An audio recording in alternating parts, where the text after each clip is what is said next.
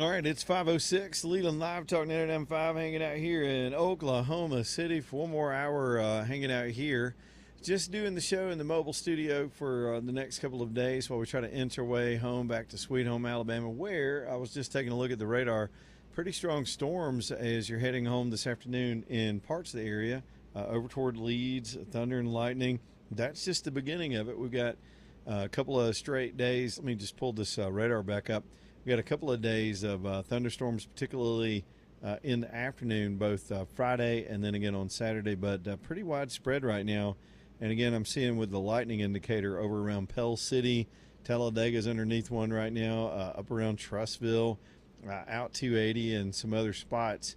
A little bit of it scattered back to the west as well. So, yeah, stormy weather. As man, I've talked about it quite a bit, but I've got some construction I'm trying to get done, and it is fits and starts with all this rain. If some of y'all are dealing with that, I feel you, man. You just got to let it pass.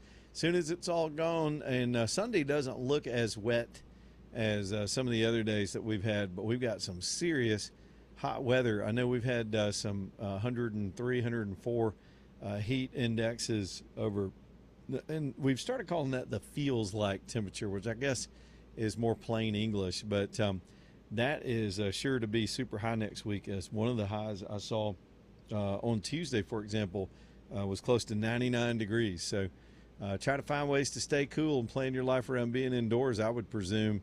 Can't wait for that first fall snap. I feel like I cheated summer, which was the whole point of some of this trip, was to get into the mountain air and that low humidity. We had a day, I've talked about it a few times on this road trip, where one morning it was 35 degrees, and when we landed in western Wyoming, it was actually snowing up on the mountains. It's cool to see that, but it'll deceive you. It'll make you think.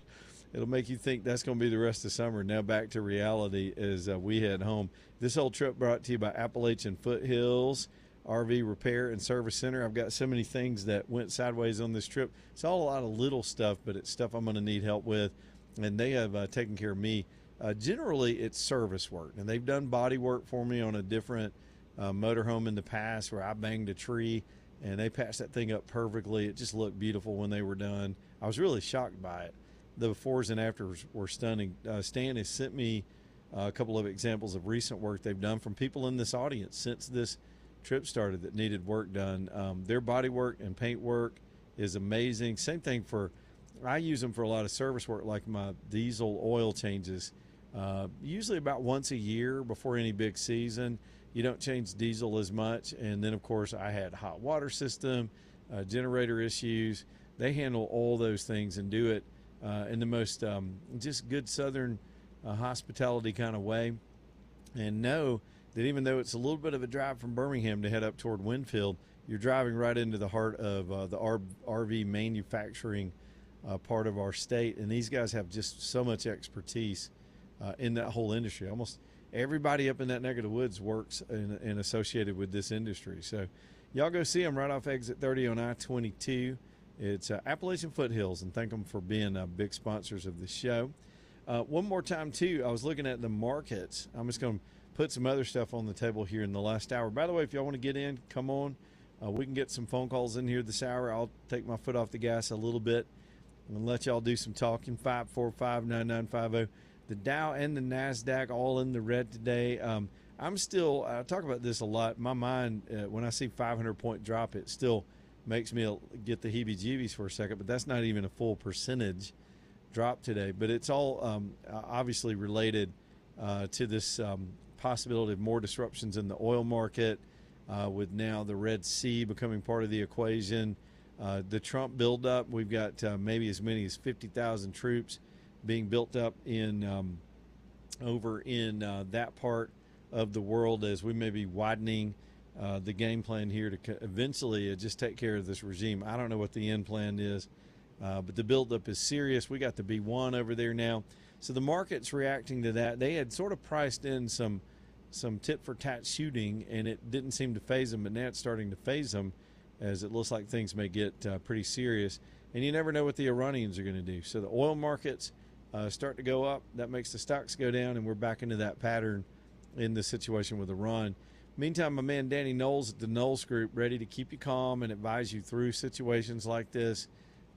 You don't want to be emotional with your money. Just take that from me. Don't get emotional about your money. If it's in the hands and you're getting the guided advice of the Knowles Group, you can trust their long-term judgment that things will go up, things will go down, but your money is on an average line. It's on a trend line that really can afford to ignore the day-to-day swings. And as long as your averages are coming in, you're doing pretty good. That's how you keep a steady return. And that's the way the smart people do it. So be smart and get financial advice. Danny would agree with me that if you don't get it from him, get it from somebody. Don't be trying to gameplay this stuff yourself. Otherwise, you might as well be at Vegas putting your money on a craps table. I mean, you're gambling if you're doing it any other way. If you want to invest, you need a strategy, and this is what they do. Danny's a lifelong friend of mine, and I just trust him to sit down with you and shoot straight with you. Y'all can decide if it's a good fit, but this is what he built his reputation on, and that's the way he's kind of always been. That's the way he raised those sons that are there in the practice with him too. It's the KnowlesGroup.com, the KnowlesGroup.com. All right, trying to make sure I haven't skipped over too much today. We've gotten kind of far-ranging with some of the stuff today. I was kind of enjoying our little rant on tribalism. I think about these things a lot, and I may get into some more of that this hour, about what is good for a country, what's bad for a country. And when you see things being used, and I'll just bring it back up because we've got so much stuff based on race in the news today. We've got so much stuff based on this phony transgender issue that's shoved in us. And I'm promising y'all, this is not organic. It didn't just start happening as the end product of a free society that's debating issues of our time. These are forced issues. They want to divide us into little controllable compartments. The best way to control a people is to get them envious of each other and to fight each other. And it's a lot of ideologies that will use that. It's generally leftists think as groups anyway. Even my mild-mannered Democrat friends who aren't really crazy, but they love the Democrat Party and they've always identified that way or for whatever reason. But even they see the world in groups. They are group thinkers. Their whole party is organized by groups. Right now they're having tribal warfare in their own party between their old guard establishment and these upstart commies. You've got Latinos and blacks being pitted against each other right now on their side. And that's going to be the downfall of them as being so group-oriented that tribalism could pull their whole party apart. But what they're trying to do right now in our country is to use those concepts to divide us and destroy us. It's not an exaggeration and it's not a conspiracy theory. It is human history. It is the truth. And it's a tool that was written about back in the 1960s. You can read Cloward and Piven. You can see these strategies, rules for radicals. It is an actual playbook from some of these people all the way back to Bill Clinton. I mean, Hillary Clinton used to cite this book and Saul Alinsky as mentors. You had Barack Obama was steeped in this stuff through his formative education. This divisive stuff of me versus you. And if they can pull that off, and they're doing it successfully now, we're volunteering it because we get on social media, and I've talked a lot about AI today. It's just going to add to it. Because if you can play on people's fears and get them to hate each other, you can easily conquer them. Divide and conquer. It goes back to Sun Tzu. This is human history. And these people are smart enough to have studied it enough to know if you're going to bring a downfall to a capitalistic system full of free-thinking people and free markets. Let me describe that for a minute. I'm going to get philosophical on y'all's ass for just a little bit if you don't mind. Capitalism and free markets is nothing but billions of individual decisions every day as to what's good or not good for that individual. Let me just do the coffee exchange moment. Years ago, I used to watch John Stossel. I was taking a minute to come up with his name. He had an interesting way to put it. He called it the double thank you moment. I've talked about it a lot on this show. And that is, say you want a cup of coffee. You're riding down the road, you could use a caffeine shot, and you need a cup of coffee. Well, there's a coffee shop right there. Let's just say it costs $1. I know these are old numbers because coffee's expensive nowadays. But you go in, you have $1, and the coffee shop has a coffee, and you need that coffee more than you need your $1. The coffee shop is in business to get your $1. They're hoping to make a profit after making all that coffee and buying the cups and setting up the business, and so they price that coffee so they can make a little money on it. So here you come in with your $1. And you order your coffee, and they put it across the counter, and you hand them your $1. And in that moment, typically in a polite society, maybe not so much nowadays, The coffee shop owner is going to go, thank you. And guess what the customer does? No, thank you. They're happy that somebody made them a coffee for $1. They don't care. They want the coffee. That's a double thank you moment. Everybody wins. Now, economies are nothing but an expanded version of that decision every single day. The coffee shop owner is making that decision as to price that coffee for people who want it. There's a need. There's a market. These are individual decisions. He had to make decisions himself to build a whole business around providing to that need. The bank had to decide whether to loan him money. And then the food chain on that just keeps going all the way around. From the time you put on your shirt that day, that's a decision you make for yourself. All of these are an economy. It's a living, breathing thing full of free people deciding what they want, what they don't want. Sometimes it's dumb stuff. In my case, it's expensive guitars that I have no business wasting money on, but I like collecting them. And in other cases, I couldn't pay the rent back in the day. And I was scraping around trying to make sure things happen. They're expenses you have that you have to pay, expenses that you want to pay, but you find ways to do all of it. You got to work harder. You got to do more. And everybody improves in that scenario. Leftists, group thinkers, thieves, people that want to steal from others, people that believe wealth is finite. They believe that our wealth in this country is one piece of pie. And if you cut one guy a piece bigger, then your piece has to be smaller. That's just not true. Wealth is grown through those decisions I just described, through the farmland that is our economy. I was driving through big cornfields today. Corn's getting kind of high here in July. I don't even know how they keep it watered. And as I got into Oklahoma and more of those kind of farms, I was looking at how those massive machines were out there growing that corn for all of us to eat in our society. An economy built that farm, an economy where there was a market for that product. And every day those prices are decided. That works for all of us. That keeps us fed. That's why America has an obesity epidemic right now. And so we live in a lush time. We've got science. We've got technology. We've got lives that are so much better than our grandparents in a number of measurable ways, from health care to everything. And we have become spoiled by that. And we're allowing these people that somehow think that you're stealing from them by providing for yourself, by working for yourself. Who's the thief?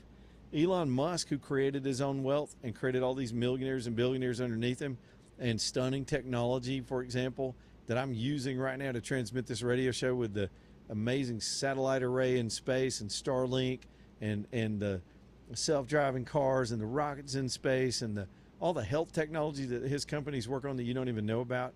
Here's a guy who took all of his wealth from his first success, poured it back into more businesses. That created more stuff, and he still sleeps on friends' couches and bounces around. He's not on yachts, swinging his penis around with a gold chain. He is investing into more ideas, and that guy is a transformative figure in our time, but the left vilifies him because he's a trillionaire. Wow, that's wrong. What's wrong about it? He didn't get a dime from your broke ass. If you're envious of somebody else working harder than you, they didn't steal their stuff from you. You can't steal money from somebody that doesn't have any money. And business people don't even think that way to begin with. If you start a business, you don't want broke. You're not trying to hold people down in your community by starting a dry cleaner. You need customers. Customers need paychecks. You want them to all have jobs. Only a prosperous economy will help you survive. Every client on this radio station believes the same thing. They need you to be rich. They want you to buy the stuff. That's how smart people think. That's how people that understand wealth and how economics grow think. Other people who are bitchy-ass, whiny, lazy people who've succumbed to communism in different continents and in different ways over and over again, even though it's a failed ideology, they're just purely full of envy. And what do they use to get their way? What will they use to take from you? What is Mondami using in New York? Tribalism. He's using pitting groups against each other. They have targeted the Jews in a way that they haven't been targeted since Hitler. And the rhetoric is just as vile, and now we've seen violence that follows it. They will also, generally, white people are catching it right now, just existing. Even though I don't know many white people that think in tribal ways. Some people, I guess, do ignorantly, but most of the competition, I don't have anything tribally in common with Tim Walz or Joe Biden, Pete Buttigieg. I don't have anything in common with those people. because of skin color. Are you kidding me? Tribalism is used. It's what holds all of the continent of Africa back, most of the Middle East. It used to hold some of the Eastern countries back, but they are so homogenous it's not a big deal. Europe, I mentioned it before, Europe, the whole Dark Ages were because of that same thing. Feudalism between this lord and that landowner and those kind of things. And that's what keeps people stupid. And so it is a divisive tool. It's a destructive tool. And they have introduced it to us by design to get us at each other's throats. So we pull apart and forget the ties that bind us, forget the social fabric that we built in this country somehow with all these multi-ethnic people from all over the world. We built something beautiful here. It is the most prosperous nation on the planet. It changed the world. I've given this speech so many times. We were pooping in the woods when this country was founded. We had the same farm techniques that were used during Jesus's time, and all of that changed when those white guys got in a hot, sweaty room and decided they'd had enough of central power, of central control and being told what to do, how to think, and a king that read their mail and stole their weapons and wouldn't let them defend themselves and taxed their tea, and they'd had enough. And then when they got a chance to create something, they took their experience and wrote something else that applies to all of us. Black folks, white folks, Indians, Americans, cowboys, whatever. It applies to all of us. Be free, speak your mind, address your government, make your own money, keep what's yours, be happy. That made us the most powerful nation in the world. And those that despise that are after all of it. They're after our Lucky Charms. And they're coming at us with race and transgender and every other divisive tool, victimhood, whiny-ass psychotherapy stuff. We've got to resist that. First, we got to remember who we are together. Not white folks feeling defensive because you're being put upon. Not black folks buying into some failed ideologies that never help anything. But all of us going, man, we're lucky to be here. None of these people will get on a plane and leave. How wonderful a statement about our country that these bitchers that from Mondami all the way down to these fools on the other side that want to change our whole way of life, none of them will get on a plane and go anywhere.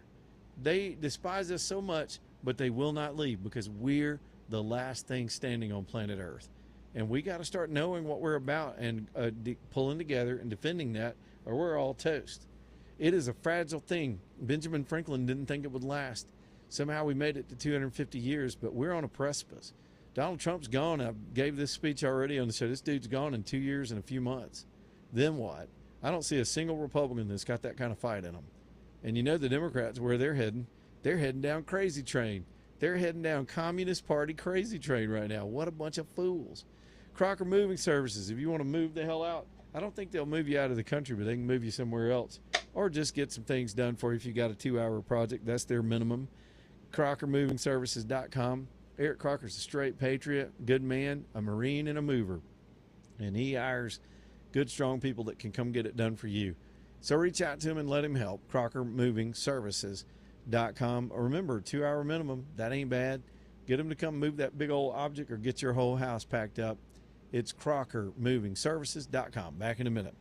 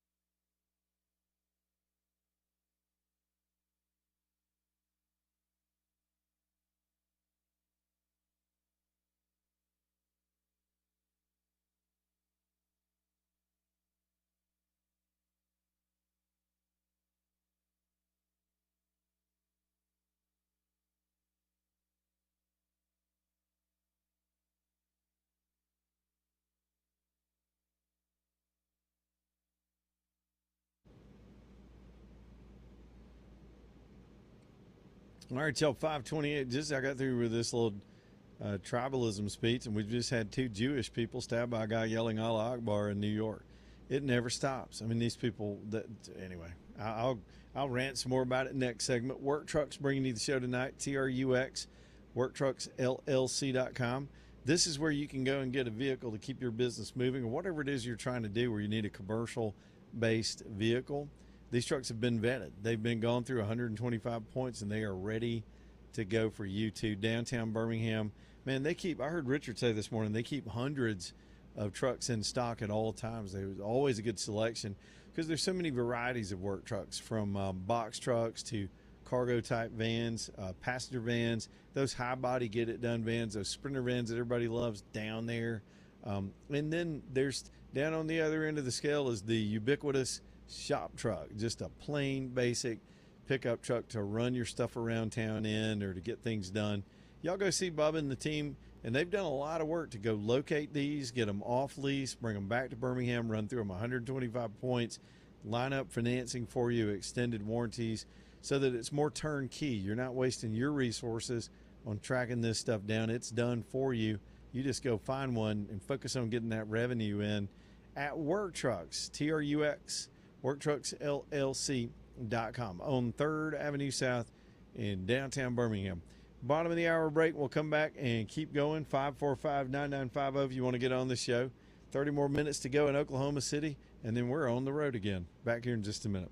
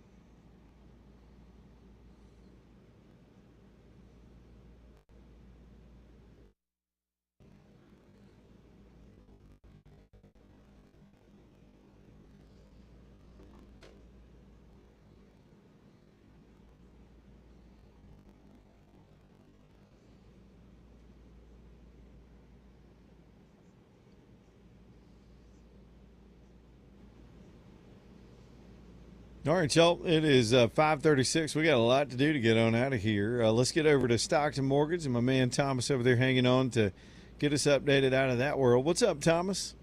Hey, man, how are you doing? I'm doing quite well. How are you? What part of the world are you in today? I'm in Oklahoma City today, trying to chip our way at it, and hope to be home by Saturday night. Awesome. I hope you've had Yeah. a wonderful trip. Hey, I wanted to, how we've talked about, doing mortgage checkups. Hadn't talked about that in a while, and I have a challenge or a little bit of homework for everybody, all your listeners tonight. One of the things that what we do on a mortgage checkup is we look for how we can save people money. So here's what I want all your listeners to do. So it's very simple. So if you can pull out your mortgage statement, your current mortgage statement, and look on there, and if you've been in your home or your current mortgage for, let's say, 2 years or more, at least two, you can go maybe a year, but 2 years or more would be better. If you've been in your mortgage 2 years or more, and you look on your mortgage statement, there's a line item on your mortgage statement that says PMI or mortgage insurance. Mm-hmm. Give me a call tomorrow, or give me a call tonight. Pull your mortgage statement out. If it says mortgage insurance or PMI, give me a call. Let us put a plan together to save you some money now. 205-859-8859 or savewithstockton.com. That's a pretty simple message there, Thomas. That is money out the window if you're having to pay PMI, and y'all can get them refinance and get out of that mess. Yep, that's good stuff. That's right. Yes, sir. All right. That's like a tax on your mortgage. It's crazy, PMI. Stay out of that if you can. Thomas, good message tonight. That's savewithstockton.com. Savewithstockton.com. One other story I haven't gotten into yet, I'm just kind of playing cleanup right now, make sure we got everything in for this Thursday, was this Jack Smith thing that's still getting a lot of attention. And this is real. I'm going to try to put it into some kind of perspective. So by now, Jack Smith was this sleazy, just smarmy dude they pulled. He was living in a foreign country when they brought him in here, made him a special counsel to start going after Trump. Remember, they lined up what people began to call lawfare. How quickly we forget how elaborate this was. They were paying off Fannie Willis and her boo thing in Georgia. They had Letitia James. They had Fat Alfred, or whatever his name was, Fat Alvin in New York. All these people simultaneously going after Trump. And on the federal side, it was this Jack Smith guy. Well, granted, they didn't really come up with anything except Letitia James. They took one thing that they accused him of, because the document was 33 pages. They put 33 counts in there, and they got that, and that's going to get tossed. All that's just so ridiculous. They were just trying to keep the man out of the presidency. Think of what they threw at him: COVID, the Chinese stealing elections, rigged machines, lawsuits, tried to shoot him. These people threw the kitchen sink at this man, and he still whipped their ass, and they're still bitter over it, but now there's hell to pay. So the Congress is looking into Jack Smith. Now, he hasn't been charged with anything, but here's what he did. He did a bunch of things that could have him and some of his staffers in legal trouble. He started securing warrants to tap the phones of members of Congress. Tommy Tuberville was one of the people that he obtained warrants over to get the phone records. Now, what he was called before Congress recently, and he testified that he only got what's known in that situation as the toll records. The toll records are the phone number that was called, how long the call was, when it was made, those kind of things. It's not the content of either the phone call or the actual text messages. So this dude went out in a blanket style. This is the definition of witch hunt, and was going after every Republican entity or associated media outlet. There were Fox reporters that got caught up in this stuff. And he got those records. The records allegedly paint a picture. In some cases, these toll records, and I didn't hear this discussed earlier today, but they also include GPS data of where the call was made from and where the person was with the phone that made the text message. So it's a roadmap, and sometimes permissible. But then what he did was they actually got the content of some of these transmissions, the messages, what was said, which is a fishing expedition, not really subject to the purview of the warrant. And he was brought before Congress, put under oath, and testified that he did not do that. They asked him directly, did you read any of the content or obtain any of the content of these messages? Remember, this is Congress looking out for themselves. This is when their stuff gets spied on. They don't really give a damn. They'll renew the Patriot Act and the FISA system all day long as they're spying on us, which they are. But now they got caught up in it, and they're all serious about it. So Smith goes before Congress and testified directly that, no, I didn't read any of the records. We didn't do any of that. Now they've caught him. Not only did they read the records, there's a provision of law because you've got two different branches of government. The separation of powers requires a filter in these matters when one branch is going after the other. And I'll put this in my own words, but they were supposed to have a third party that vetted out the records that were the duties of Congress. For example, I don't know, I heard Jim Jordan talking about this today. I presume that he was one of the ones spied on. They were supposed to have this third party take care of vetting out the records that pertain to the warrant and the records that are just these Congress people doing congressional business. The executive branch, which would be Jack Smith, who was, by the way, not properly sworn in on the Justice Department side, the executive branch interfering with the duties of Congress if these messages were about congressional stuff, not personal stuff or politics or these other things. But they didn't vet that. He just swept it all up, and his staff immediately took it back within a period they weren't allowed to and started going through the records to look for stuff. So possible perjury before Congress, numerous other violations. I think it's U.S. Code 18, Section 1001. That's another huge violation. And we could go on with it. So now they've made a criminal referral for this guy over back to justice so they can look into his activities as this special prosecutor. He's the second failed special prosecutor that they put on Trump during the course of Trump's first presidency and then his post-presidency. And this guy abused his power in the most egregious way. Again, not just against Trump, his family and other associates, but they, of course, spied on members of Congress.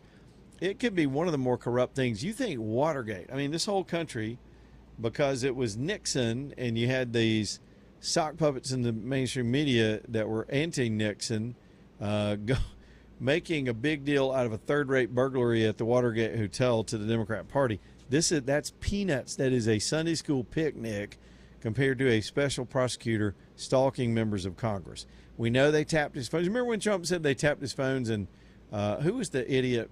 I think it was Andrea Mitchell said, they didn't tap your phones. Yeah, they tapped his phones. And then they started accusing Jack Smith of doing this, and the media was like, they didn't spy on Congress. They merely got some toll records. Now we know they spied on Congress. It continues. We're finding out more stuff about how the warrant on the compound down at Mar-a-Lago got executed and how direct orders came out of the White House for them to do that, despite concerns in justice about the futility and the stupidity of that kind of breach.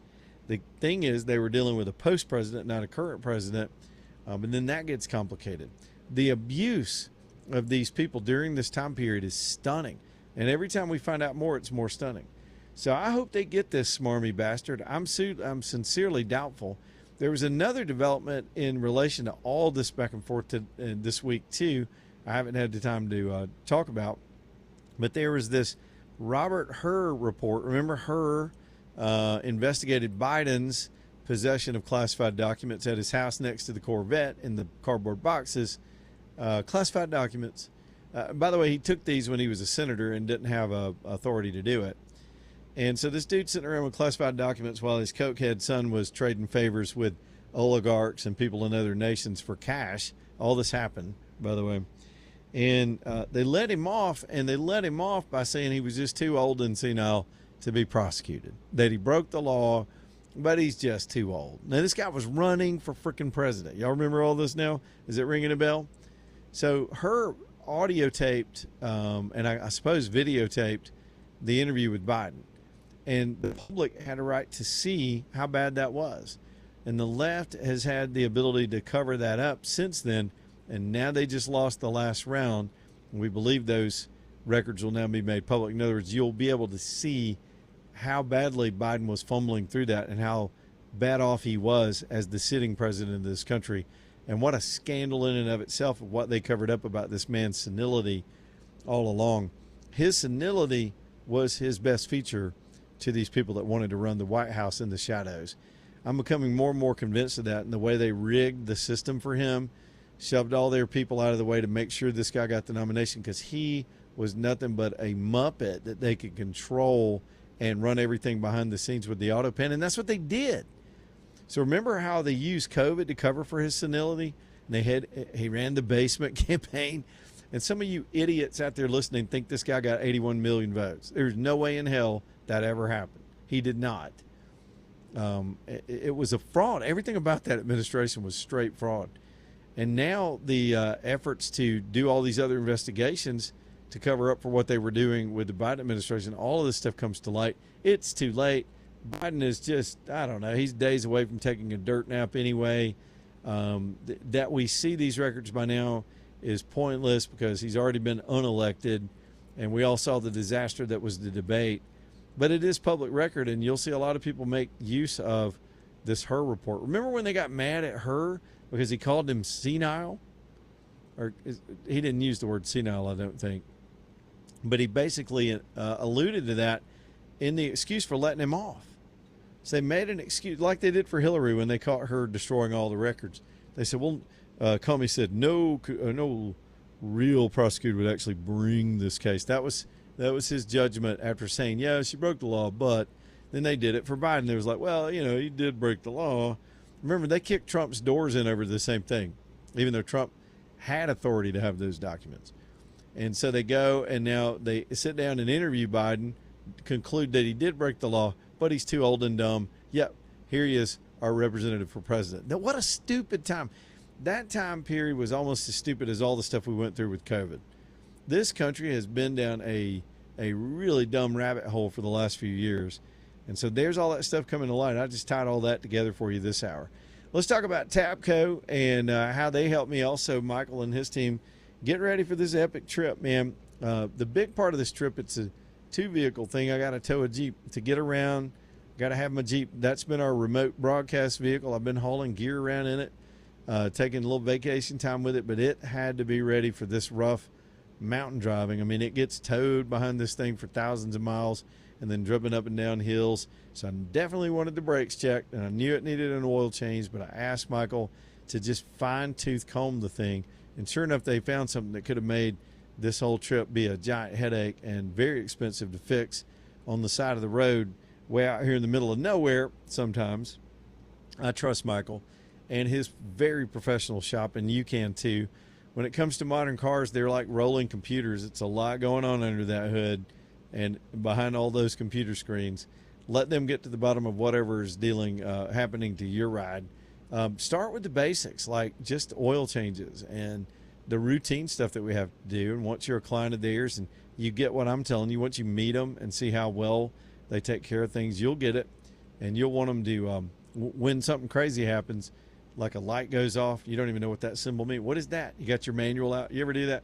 What the hell's that? Let them just fix it for you. The ubiquitous check engine light, some crazy noise, or something that's just not right. Things happen to vehicles, and you can trust TAPCO downtown to help you. 10% off if you drop my name, and they've got a courtesy shuttle to get you back to work. If you want to, if it's just a day project, they can take you back to work on it that day, get your car back to you, and you don't have any downtime. It's TAPCO, T-A-P-C-O, TAPCOBHAM.com, TAPCOBHAM.com. Back in a minute from Oklahoma City.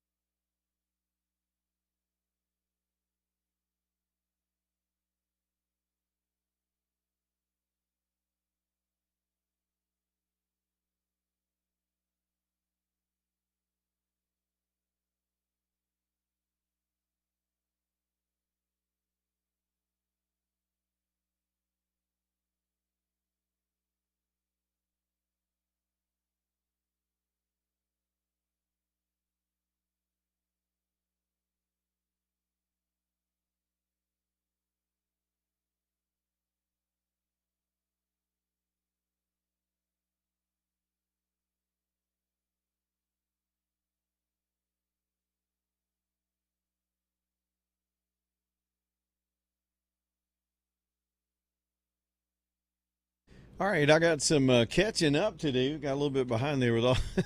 It's been like a nonstop rant this whole show. Sometimes you just got to get it off your chest. Alabama Dental Associates bringing you the show tonight. That is, of course, Dr. Brian and that whole team over there, ready to help you knock it out when it comes to your dental stuff.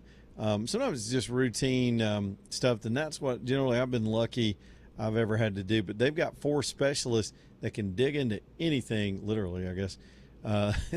When you bring it in there, if it's snoring or teeth grinding or other issues you're having, they've got the diagnostic equipment and the equipment to help you get better and to feel better. And I love the expanded hours, the fact that they've gone to the trouble to open up and be available for you as late as 7 o'clock at night and on the weekends, on Saturdays. What?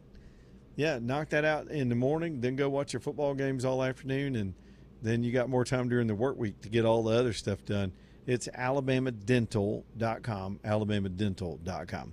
Well, I was perusing around in the headlines just a second ago to make sure I was up on top of things, and saw some forecasters now saying that come Tuesday or Wednesday, perhaps, we could see triple digits in our temperatures next week. Another heat wave on the way, and I know we've had triple digit measurements in the heat index, but I don't think we've been on the thermometer at 100 yet. Now, of course, I've been traveling, trying to keep up with things back home. So enjoyed the little bit cooler weather we have today with the overcast and the storms. By the way, those storms have moved on off to the east toward the Anniston-Gadsden area, and should be almost done for the night. But then, of course, we've got waves of it tomorrow, and then more rain coming up on Saturday, and could be an inch and a half of rain on top of everything else that you've gotten.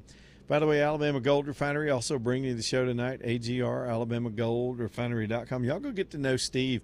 It's nice to have a resource like this. This is not someplace that's just trying to get you to get in the door so they can lowball you for your scrap jewelry.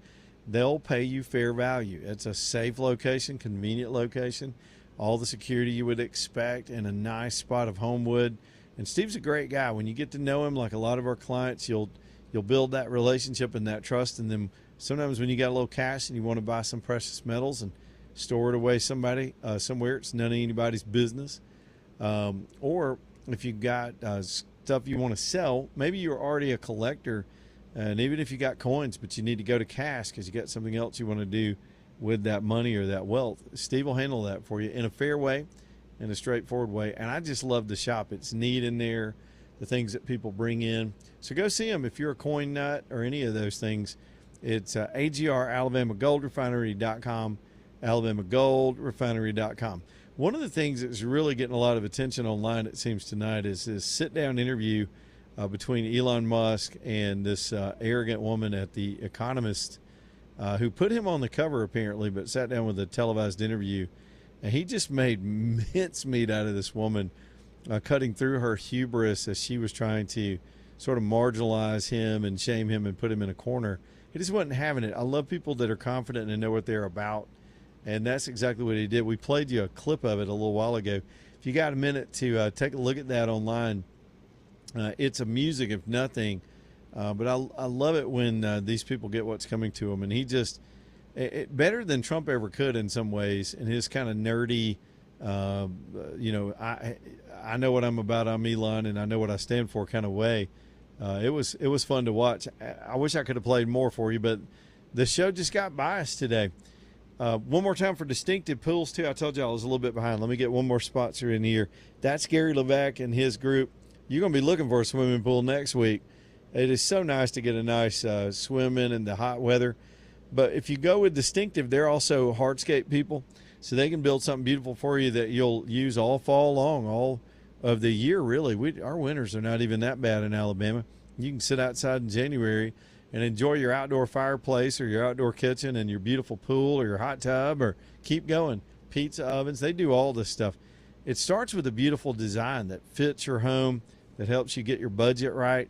They've got finance companies that'll help you make this a reality. So don't just think about it and sit on it and stew over it. Get some real information as to what it'll look like and what it'll cost, and start working with them. You may decide against it, but at least inform yourself with the best in the business. It's distinctivepools.com, distinctivepools.com. Well, I'll see y'all again tomorrow somewhere further east than Oklahoma City. as we head back to Sweet Home Alabama to round out the summer. Leland Live, Talk 99.5. Stay tuned for Breaking Bread. All right, stay safe on those roads, Leland, and catch you on the radio tomorrow. Yeah, man. Goodbye, AJ.